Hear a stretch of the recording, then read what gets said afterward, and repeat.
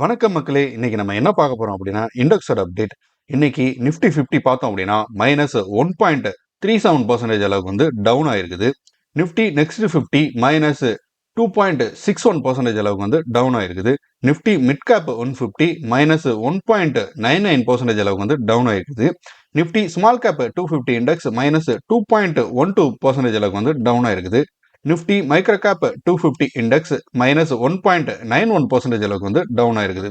நேற்று மார்க்கெட் பார்த்தோம் அப்படின்னா எக்ஸப்ட் நிஃப்டி நெக்ஸ்ட் 50 தவிர மற்ற எல்லா இண்டெக்ஸுமே வந்து ஒரு பாசிட்டிவ் நோட்ல வந்து க்ளோஸ் ஆயிருந்தது. ஸோ ட்ரம்போட வருகைக்கு அப்புறம் மார்க்கெட் ஒரு நல்ல ஒரு பாசிட்டிவ் ட்ரெண்டுக்கு போகும் அப்படிங்கிற மாதிரி எக்ஸ்பெக்டேஷன்ல வந்து நேற்று எல்லா இண்டெக்ஸுமே வந்து பாசிட்டிவ் நோட்ல க்ளோஸ் ஆயிருந்தது. பட் இன்னைக்கு பார்த்தீங்க அப்படின்னா எல்லா இண்டெக்ஸுமே வந்து ஒரு நெகட்டிவ் நோட்ல தான் வந்து க்ளோஸ் ஆயிருக்குது.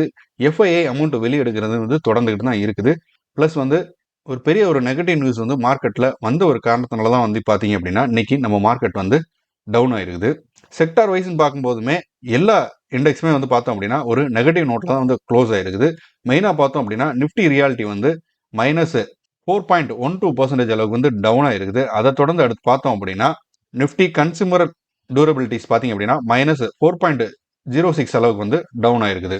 ஸோ நிஃப்டி 50யோட ட்ரெண்ட் நம்ம பார்க்கும்போது பார்த்தோம் அப்படின்னா நிஃப்டி 50 ஓப்பன் ஆகும்போது ஒரு ஹை நோட்ல தான் ஓப்பன் ஆயிருக்குது.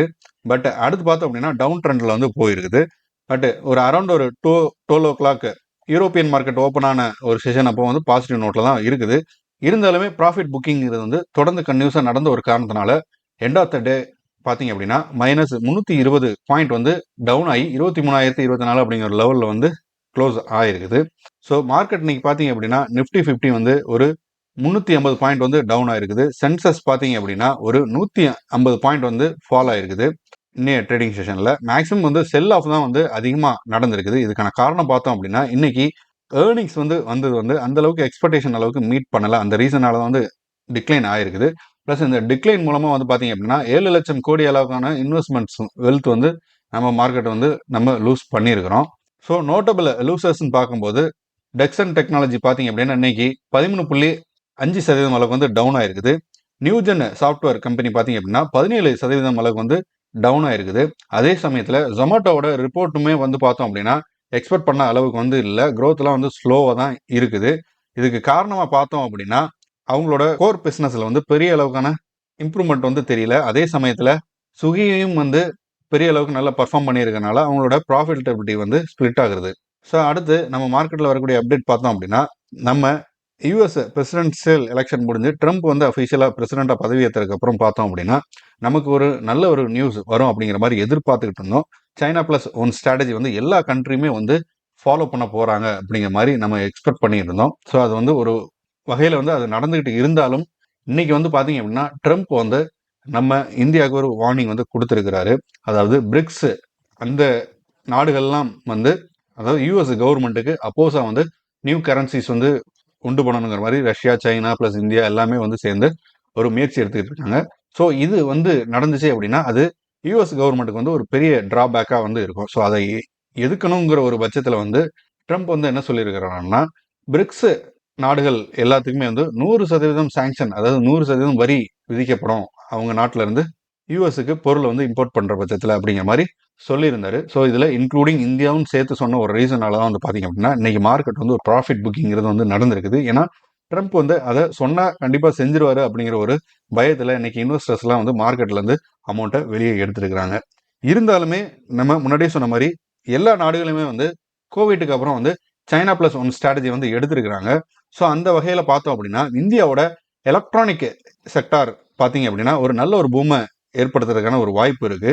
அதோட தொடக்கமாக ஆப்பிள் வந்து பார்த்தீங்க அப்படின்னா அவங்களோட ஃபாக்ஸ்கான் ஓஜி மேனுஃபேக்சரர் வந்து இங்கே ஆல்ரெடி பண்ணிக்கிட்டு இருக்கிறாங்க. ஸோ அதை எக்ஸ்பென்ஷன் பண்ணுறாங்க. ப்ளஸ் வந்து டாடா டெக்னாலஜி கூடயும் சேர்ந்து வந்து நிறைய மேனுஃபேக்சரிங் ஃபெசிலிட்டிஸ் வந்து இந்தியாவில் போட்டுட்டு இருக்கிறாங்க.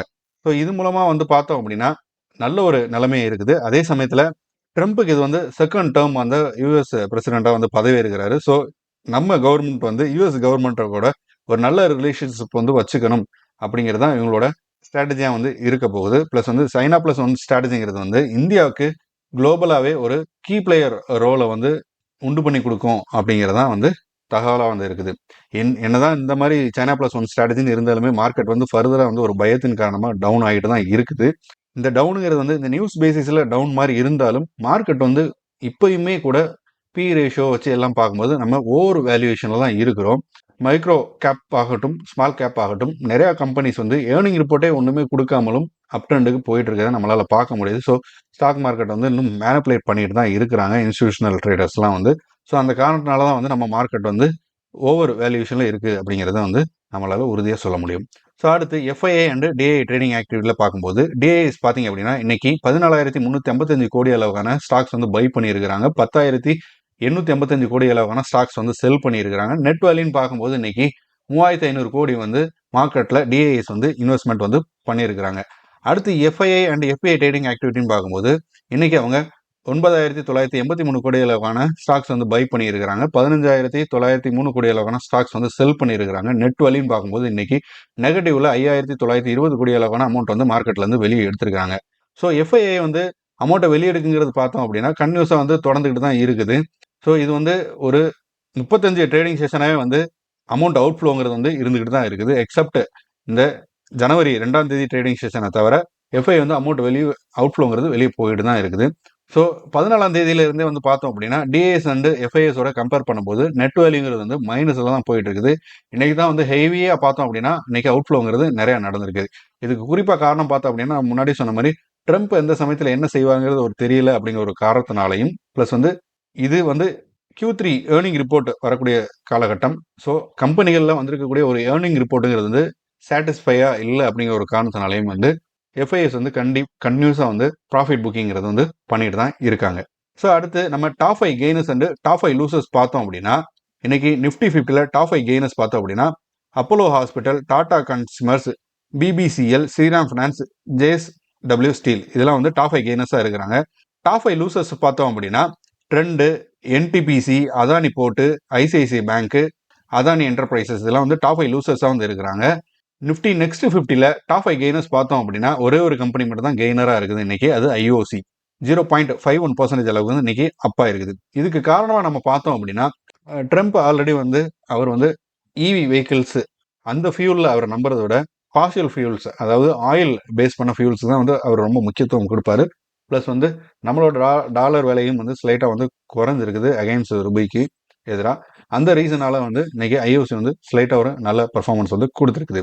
ஸோ அடுத்து டாப் 5 லூசர்ஸ்ன்னு பார்க்கும்போது ஜொமேட்டோ, ஜியோ ஃபினான்ஸ், லோதா, நாக்குரே, BHEL இதெல்லாம் வந்து டாப் 5 லூசர்ஸாக வந்து இருக்குது. ஸோ இன்னைக்கு ஆல்மோஸ்ட் எல்லா கம்பெனிகளையும் வந்து இன்னைக்கு நெகட்டிவ் நோட்டில் தான் வந்து க்ளோஸ் ஆகிருக்குது. வெரி ஃபியூ கம்பெனிஸ் தான் பார்த்தீங்க அப்படின்னா பாசிட்டிவ் நோட்டில் வந்து ட்ரேட் ஆகிட்டுது. அதுக்குமே காரணமாக பார்த்தோம் அப்படின்னா அதோட ஏர்னிங் ரிப்போர்ட்ஸும் வந்து ப்ளஸ் வந்து ஃபியூச்சர் க்ரோத்ஸுமே வந்து பார்த்தீங்க அப்படின்னா ஒரு நல்ல ஒரு நிலையில் இருக்கிறனால தான் வந்து அது பாசிட்டிவ் நோட்டில் வந்து க்ளோஸ் ஆகிருக்குது. ஸோ அடுத்து நம்ம பார்க்க போகிற கம்பெனியோட நியூஸ் பார்த்தோம் அப்படின்னா அதானி எனர்ஜி சொல்யூஷன் இந்த கம்பெனியில் வந்துக்கூடிய ஒரு நியூஸ் வந்து பார்க்க போகிறோம். அதானி எனர்ஜி சொல்யூஷன் லிமிடெட் பார்த்தீங்க அப்படின்னா ஒரு 25,000 கோடி அளவுக்கான ஒரு மேஜரான கான்ட்ராக்ட் வந்து செக்யூர் பண்ணியிருக்கிறாங்க HVDC டிரான்ஸ்மிஷன் ப்ராஜெக்ட்டுக்காக. இதுதான் வந்து இந்த கம்பெனியோட ஒரு லார்ஜஸ்ட் ஆர்டர் வின்னா வந்து இருக்குது இன்னைய தேதியில். இது வரைக்கும் இந்த கம்பெனி கான்ட்ராக்ட் வந்து இன்க்ரீஸ் ஆனது பார்த்தீங்க அப்படின்னா ஆர்டர் புக்கு வந்து 54,761 கோடியாக வந்து இருக்குது. இப்போ இவங்களுக்கு கிடைச்சிருக்கக்கூடிய அந்த டிரான்ஸ்மிஷன் நெட்வொர்க்குங்கிறது வந்து பார்த்தோம் அப்படின்னா 25,778 கிலோமீட்டருக்கு வந்து 84,186 மெகாவாட் கெப்பாசிட்டி இருக்கக்கூடிய ஒரு டிரான்ஸ்மிஷன் நெட்வொர்க் ப்ராஜெக்ட் தான் வந்து இந்த எக்ஸ்பென்ஷனில் இவங்க பண்ண போகிறாங்க. ஸோ இவங்க மேக்ஸிமம் வந்து பார்த்தோம் அப்படின்னா ரினியூவல் எனர்ஜியில் தான் வந்து ஃபோக்கஸ் பண்ணிக்கிட்டு இருக்கிறாங்க. ஸோ இந்த ப்ராஜெக்டோட ஃபெசிலிட்டிஸ்ன்னு பார்க்கும்போது 6 கிகாவாட்டுக்கான ஒரு ரினியூவபிள் எனர்ஜி இது வந்து ராஜஸ்தான் ப்ளஸ் வந்து நார்த் இந்தியாவில் வந்து இதை பண்ண போகிறாங்க. இது நேஷனல் கிரிடோட இணைக்கிறதுக்கான ஒரு ப்ராஜெக்டாக இருக்க போகுது. இந்த ப்ராஜெக்டோட டைம் லைன் பார்க்கும்போது இந்த 6,000 மெகாவாட் HVDC சிஸ்டம் பார்த்தீங்க அப்படின்னா 4.5 வருஷத்துக்குள்ள வந்து இந்த ப்ராஜெக்ட் வந்து கம்ப்ளீட் பண்ணலான்னு ஒரு பிளான் வந்து வச்சிருக்காங்க. அதோட டைம் லைனாக இருக்குது. ஸோ இந்த ப்ராஜெக்ட் கம்ப்ளீட் பண்ணக்கூடிய டைமில் வந்து அட்வான்ஸ் டெக்னாலஜி ப்ளஸ் வந்து மினிமல் என்வரான்மெண்டல் இம்பாக்ட் இருக்கக்கூடிய ஒரு விஷயமா வந்து பண்ண போகிறாங்க. ஸோ அடுத்து பார்த்தோம் அப்படின்னா DEE டெவலப்மெண்ட் இன்ஜினியரிங் லிமிடெட் இந்த கம்பெனியில் வந்துக்கூடிய ஒரு நியூஸ் வந்து பார்க்க போகிறோம். இந்த கம்பெனி பார்த்தீங்க அப்படின்னா இன்னைக்கு வந்து ஒரு 7% அளவுக்கான ஏற்றத்தை வந்து பார்த்துருக்குது. இன்னைக்கு ஓப்பன் ஆனது பார்த்தீங்க அப்படின்னா 300 ரூபா அப்படிங்கிற ஒரு ட்ரேடிங் ப்ரைஸில் வந்து ஓப்பன் ஆயிருந்தது. இன்ட்ராடேல இந்த ஸ்டாக் வந்து 322 அப்படிங்கிற ஒரு லெவல் வரைக்கும் போயிருந்தது. இது வந்து இந்த ஸ்டாக்ல வந்து மார்க்கெட் வந்து கான்ஃபிடென்ட்டாக இருக்கிறது வந்து காட்டுது. இந்த ஃபெசிலிட்டிஸ் பார்த்தீங்க அப்படின்னா ஒரு நியூ பிளான்ட் வந்து அவங்க வந்து ஓப்பன் பண்ணியிருக்கிறாங்க. 9,000 எம்டி கெப்பாசிட்டி இருக்கக்கூடிய ஒரு பிளான்ட்டு. இது வந்து மேக்ஸிமம் வந்து ஆயில், கேஸ், பைப்பு செக்டார்ல தான் வந்து இவங்க டார்கெட்டா வந்து அவங்க அச்சீவ் பண்ணியிருக்கிறாங்க. ஃபர்தரா இந்த கம்பெனி வந்து பார்த்தீங்க அப்படின்னா, அக்டோபர் 2025ல வந்து இவங்களோட நியூ பிளான்ட் எக்ஸ்பென்ஷன் வந்து பிளான் பண்ணியிருக்கிறாங்க. இந்த கம்பெனி டோட்டலா இன்வெஸ்ட்மெண்ட்டை பண்ண அமௌண்ட் பார்த்தீங்க அப்படின்னா, 250 கோடியா வந்து இருக்குது அலாட் பண்ணது. இதுல வந்து 90,000 கோடி வந்து அவங்க இந்த யூனிட்டோட பைப்லைன் யூனிட்டோட எக்ஸ்பென்ஷனுக்கு வந்து யூஸ் பண்ணிட்டாங்க. பேலன்ஸ் இருக்கக்கூடிய அமௌண்ட்டை வந்து பார்த்தீங்க அப்படின்னா, நெக்ஸ்ட் இயர் ஜனவரிக்குள்ள வந்து யூட்டிலைஸ் பண்ணி எக்ஸ்பென்ஷன் வந்து கம்ப்ளீட் பண்ணுறதுக்கு பிளான் பண்ணியிருக்கிறாங்க. ஸோ அடுத்து பார்த்தோம் அப்படின்னா, ஹால் ப்ளஸ் வந்து ஜெனரல் எலக்ட்ரிக் இந்த கம்பெனியில் வந்துருக்கக்கூடிய அப்டேட்ஸ் வந்து பார்க்க போகிறோம். ஒரு நெகோசியேஷன் வந்து ஜிஇ கம்பெனி வந்து ஹால் கூட வந்து பண்ணுறதுக்கு பிளான் பண்ணிட்டு இருக்காங்க. இந்த F414 இன்ஜின் மேனுஃபேக்சர் பண்ணக்கூடிய ஒரு ப்ராஜெக்ட்ல ஜிஇ வந்து பார்த்தீங்க அப்படின்னா, அடிஷ்னலாக வந்து ஒரு 50 மில்லியன் அளவுக்கான டிமாண்ட் வந்து வைக்கிறாங்க. ஆல்ரெடி இந்த ப்ராஜெக்டோட அப்ராக்சிமேட் வேல்யூ பார்த்தோம் அப்படின்னா 1 பில்லியனா வந்து இருந்தது. இப்போ அடிஷ்னலா 50 பில்லியன் வந்து இவங்க கேட்குறாங்க. இதுக்கான காரணமா பார்த்தோம் அப்படின்னா, இவங்களோட ஒரு டெக்னாலஜி டிரான்ஸ்ஃபர்ல வந்து இந்த இன்ஜினோட காஸ்ட் தான் வந்து பார்த்தீங்கன்னா 80% காஸ்ட் வந்து இது ஹோல்ட் பண்ணுது. ஸோ இந்த காம்பனண்ட்டுக்கான ஒரு லைசன்ஸ் ஃபீஸ் வந்து அவங்களுக்கு அதிகமாக இருக்குது. ஸோ இது வந்து 22% அளவுக்கான ஒரு டிரான்ஸ்ஃபர் ஆஃப் டெக்னாலஜி அப்படிங்கிற ஒரு விதத்தில் வந்து இன்க்ரீஸ் ஆகிருக்குது. இது கம்பேர் டு 2012ஓட கம்பேர் பண்ணும்போது இந்த பெர்சன்டேஜ் வந்து இன்க்ரீஸ் ஆகிருக்குது. ஸோ இந்த காரணத்தினால தான் வந்து பார்த்தீங்க அப்படின்னா அவங்க இந்த $50 மில்லியன் வந்து அவங்க இன்க்ரீஸ் பண்ணி கேட்குறாங்க. ஹாலோட ஸ்டாக் ப்ரைஸ் பார்த்தீங்க அப்படின்னா இன்னைக்கு நியர்லி 3% அளவுக்கு வந்து டவுன் ஆகிருக்குது. இது கரண்ட்டாக வந்து 4,151 ரூபா வந்து இப்போ ட்ரேட் ஆகிட்டு இருக்குது. இந்த நெகோசியேஷன் மூலமாக வந்து பார்த்தோம் அப்படின்னா ஹாலோட ஸ்டாக் வந்து ஃபர்தராக டவுன் ஆகிறதுக்கான ஒரு வாய்ப்பு வந்து இருக்குது. ஏன்னா இதோட ப்ராஜெக்ட் காஸ்ட்டுங்கிறது $50 மில்லியன் அளவுக்கு வந்து இன்க்ரீஸ் ஆக போகுது. இது $1 பில்லியன் இருந்த ப்ராஜெக்ட். ஸோ அடுத்து பார்த்தோம்னா ஜியோ ஃபினான்ஸ் சர்வீஸ் இந்த கம்பெனியில் வந்துருக்கூடிய ஒரு அப்டேட். இந்த கம்பெனி வந்து பார்த்தீங்க அப்படின்னா பிளாக் ராக் அவங்களோட ஒரு பார்ட்னர்ஷிப் போட்டு இவங்க அசட் மேனேஜ்மெண்ட் செக்டாரில் என்ட்ரு ஆகிறதுக்கான ஒரு வாய்ப்பை வந்து பார்த்துட்டு இருக்காங்க. ஸோ இந்த ஜாயிண்ட் வெஞ்சூருங்கிறது பார்த்தீங்க அப்படின்னா இந்த ஜனவரி 20, 2025 வந்து எஸ்டாப்ளிஷ் பண்ணப்பட்டிருக்குது. இதோட புரோக்கரேஜ் ஆக்டிவிட்டீஸுக்கான ஒரு ரெகுலேஷன் வந்து அப்ரூவல் வந்து பெண்டிங்கில் இருக்குது செபிட்ட. ஸோ இந்த கொலாபரேஷன் மூலமாக வந்து பார்த்தோம் அப்படின்னா பிளாக் ராக் வந்து இந்தியன் மார்க்கெட்டில் அசெட் மேனேஜ்மெண்ட் செக்டரில் என்ட்ரு ஆக போகுது இந்த ஜாயிண்ட் வென்ச்சர் மூலமாக. ஸோ இதுக்கான அப்ரூவல் வந்து security exchange bureau of India வந்து அவங்ககிட்ட இருக்குது. ஸோ அது மூலமாக வந்து இவங்க வந்து மியூச்சுவல் ஃபண்ட் ஆப்ரேட்டராக ஆகி மியூச்சுவல் ஃபண்ட்ஸ் வந்து லான்ச் பண்ணுறதுக்கான ஒரு ஆப்பர்ச்சுனிட்டிஸ் வந்து அவங்களுக்கு கிடைக்கும். ஜியோ ஃபினான்ஷியல் சர்வீஸ் பார்த்தீங்க அப்படின்னா ஒரு கன்சால்டேட் ப்ராஃபிட்டாக அவங்க வந்து ரிப்போர்ட் பண்ணியிருக்கிறாங்க இங்கே Q3ல. ஸோ அது வந்து பார்த்தீங்க அப்படின்னா 295 கோடியாக வந்து இருக்குது இந்த ஃபினான்ஷியல் இயர் 2024ல். இது வந்து ஒரு மினிமல் க்ரோத் தான் வந்து இருக்குது. 294 லாஸ்ட் குவார்ட்டரோட கம்பேர் பண்ணும்போது இது ஒரு மினிமல் க்ரோத்தாக தான் இருக்குது. இன்கம் பார்த்தோம் அப்படின்னா 449 கோடியாக வந்து இன்க்ரீஸ் ஆகிருக்குது. இயர் ஆன் இயரில் இது வந்து 414 கோடியாக வந்து இருந்தது. ஸோ இன்னைக்கான நியூஸ் வந்து நம்ம பார்த்துட்டோம். ஸோ நம்ம மார்க்கெட்டில் வந்து பார்த்தீங்க அப்படின்னா நிறைய ஏர்னிங் ரிப்போர்ட்ஸ்லாம் வந்து வெளியே வந்துட்டு இருக்குது. ஒரு கம்பெனியோட ஏர்னிங் ரிப்போர்ட்டும் வந்து டிசப்பாயின்மெண்ட்டாக தான் இருக்குது. அந்த காரணத்தினால தான் வந்து ப்ராஃபிட் புக்கிங்கிறது நிறைய நடந்துட்டு இருக்குது. ஸோ ட்ரம்ப்போட ஆக்டிவிட்டீஸுமே வந்து நமக்கு சாதகமாக இருக்குன்னு பார்த்தா அவர் ஒரு சமயம் சாதகமான நியூஸும் ஒரு சமயம் வந்து நெகட்டிவான நியூஸும் வந்து கலவையாக வந்துகிட்டு இருக்குது. அவர் பதவியேற்கும் போதே பார்த்தீங்க அப்படின்னா நம்மளோட இந்தியன் பிரதமருக்கு வந்து அழைப்பு விடுக்கலை அப்படிங்கிற மாதிரி ஒரு கான்ட்ரவர்சி போயிருந்தது. அதே சமயத்தில் கவர்மெண்ட் சைட்லேருந்து என்ன சொன்னாங்க அப்படின்னா எக்ஸ்டர்னல் அஃபேர்ஸ் மினிஸ்டர் வந்து அவர் தான் வந்து முன்னிலைப்படுத்தி ஃபர்ஸ்ட் ரோல் அவருக்கு பொசிஷன் கொடுத்தாங்க. ஸோ அதனால இந்தியாவுக்கு வந்து யூஎஸ் கவர்மெண்ட் வந்து முக்கியத்துவம் கொடுக்குறாங்க அப்படிங்கிற மாதிரி ஒரு பாசிட்டிவான சைடும் வந்து சொல்லிட்டு தான் இருக்கிறாங்க. Plus China plus one strategy வந்து எல்லா நாடுகளும் வந்து வலியுறுத்தி மூவ் ஆகி போயிட்டு இருக்காங்க. யூஎஸ் கவர்மெண்ட்டுமே வந்து டொனால்ட் ட்ரம்ப்புமே வந்து அந்த ஒரு ஸ்ட்ராட்டஜி வந்து பிளான் பண்ணுறதுக்கு தான் பார்க்குறாரு. பட் இருந்தாலுமே பிரிக்ஸ் இந்த நாடுகள் கூட்டமைப்பை வந்து எதிர்க்கிறதுக்காக இந்தியா மாதிரி கண்ட்ரிகள் அந்த பிரிக்ஸ் உலக நாடுகள் இருக்கக்கூடிய கண்ட்ரிகள் வந்து 100% சாங்ஷன் விதிக்கிறதுக்கும் தயங்க மாட்டேன் அப்படிங்கிற மாதிரி ஒரு வாணியாகவும் பேசியிருக்கிறாரு. ஸோ அவரோட இந்த ஒரு நிலையற்ற போக்குனால வந்து பார்த்தீங்க அப்படின்னா நம்ம மார்க்கெட்டை தான் வந்து கடுமையாக வந்து அஃபெக்ட் ஆகிட்டு இருக்கு. இருந்தாலுமே இந்த அஃபெக்ட்லாம் பார்த்தீங்க அப்படின்னா எனக்கு தெரிஞ்சு டெம்பரவரியாக இருக்கிறதுக்கான ஒரு வாய்ப்பு தான் வந்து இருக்குது. ஏன் அப்படின்னு காரணமாக பார்த்தோம் அப்படின்னா நம்ம இந்த ஏர்னிங் ரிப்போர்ட் முடிஞ்சதுக்கு அப்புறம் ப்ளஸ் வந்து ஃபெப்ரவரி மந்த் ஃபர்ஸ்ட் வீக்கில் வரக்கூடிய ஃபினான்ஷியல் மினிஸ்டரோட பட்ஜெட் தாக்கலுக்கு அப்புறம் நம்ம மார்க்கெட் வந்து கண்டிப்பாக வந்து ஒரு பாசிட்டிவ் நோட்டுக்கு போகிறதுக்கான வாய்ப்பு இருக்குது. ப்ளஸ் மார்ச் எண்டுலையுமே வந்து ஒரு ஸ்லைட்டான டவுன்ஃபால் வந்து பார்க்கறதுக்கான வாய்ப்பு வந்து இருக்குது. ஏன்னா ப்ராஃபிட் புக்கிங் வந்து நிறையா பண்ணுவாங்க டாக்ஸேஷன் ஃபைல் பண்ணுறதுக்காக. ஸோ அந்த ப்ராஃபிட் புக்கிங்கிறது பார்த்தீங்க அப்படின்னா லாஸ் தான் வந்து நிறையா புக் பண்ணுவாங்க. புக் பண்ணி எடுக்கும்போது தான் அப்போ தான் வந்து அவங்களோட டேக்ஸ் ஃபைல் பண்ணும்போது அவங்களுக்கு ஈஸியாக இருக்குங்கிறதுக்காக வந்து மார்ச்சில் வந்து நிறைய ட்ரேடிங் ஆக்டிவிட்டிஸ், செல்லிங் ஆக்டிவிட்டிஸ் வந்து செல்லிங் ப்ளஸ் வந்து பையிங் வந்து நடக்கிறதுக்கான வாய்ப்பு இருக்குது.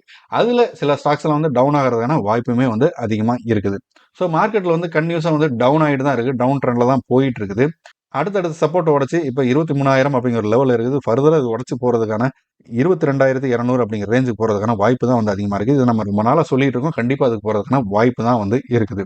ஸோ இந்த சமயத்தில் வந்து ஒரு பல்கான அமௌண்ட்டை இன்வெஸ்ட்மெண்ட் பண்ணுறதுக்கு நம்ம தவிர்க்கணும். ப்ளஸ் எதாக இருந்தாலுமே February ஃபர்ஸ்ட் வீக் அப்புறம் வந்து நம்ம டிசைட் பண்ணிக்கலாம். ஸோ பல்க் இன்வெஸ்ட்மெண்ட் பண்ணுறது தவிர்க்கிறது நல்லதான். அதே சமயத்தில் ஷார்ட் டேர்மில் ஒரு ஸ்விங் ட்ரேட் மூலமாக வந்து ஒரு நல்ல ஒரு ப்ராஃபிட் எடுக்கிறதுக்கான ஒரு வாய்ப்பாகவுமே இருக்குது. மியூச்சுவல் ஃபண்டில் பொறுத்த வரைக்கும் அதில் எஸ்ஐபி பண்ணுறவங்க வந்து எஸ்ஐபி பண்ணுறவங்களுக்கு எந்த ஒரு பயமே கிடையாது. கன்யூஸாக அவங்க எஸ்ஐபி வந்து தொடர்றது தான் வந்து அவங்களோட க்ரோத்துக்கு வந்து நல்லதாகவே இருக்கும். இந்த சமயத்தில் வந்து அமௌண்ட்டை வெளியே எடுக்கிறேன்னு சொல்லிட்டு ப்ராஃபிட் லாஸ் புக் பண்ணாதீங்க. லாஸ் புக் பண்ணீங்க அப்படின்னா அது உங்களுக்கு தான் வந்து நஷ்டமாக இருக்கும். அடிஷ்னல் அமௌண்ட்டை போட்டு இன்வெஸ்ட்மெண்ட் பண்ணுறதுக்கு பாருங்கள். கண்டிப்பாக மார்க்கெட் வந்து அப் ட்ரெண்டுக்கு போகும். அதே சமயத்தில் ஸ்டாக்ல வந்து பல்காக இன்வெஸ்ட்மெண்ட் பண்ணும்போது ரொம்பவே கவனமாக இருங்க. ஸோ இந்த வீடியோ உங்களுக்கு பிடிச்சிருந்தா லைக் பண்ணுங்கள். மேலும் இது மாதிரியான ஸ்டாக் மார்க்கெட் ரிலேட்டடான இன்ஃபர்மேஷன் மற்றும் நியூஸுக்கு நம்ம சேனலை வந்து சப்ஸ்கிரைப் பண்ணுங்கள். ஃப்ரெண்ட்ஸ் அண்ட் ஃபேமிலிக்கு வந்து ஷேர் பண்ணுங்கள். தேங்க்யூ.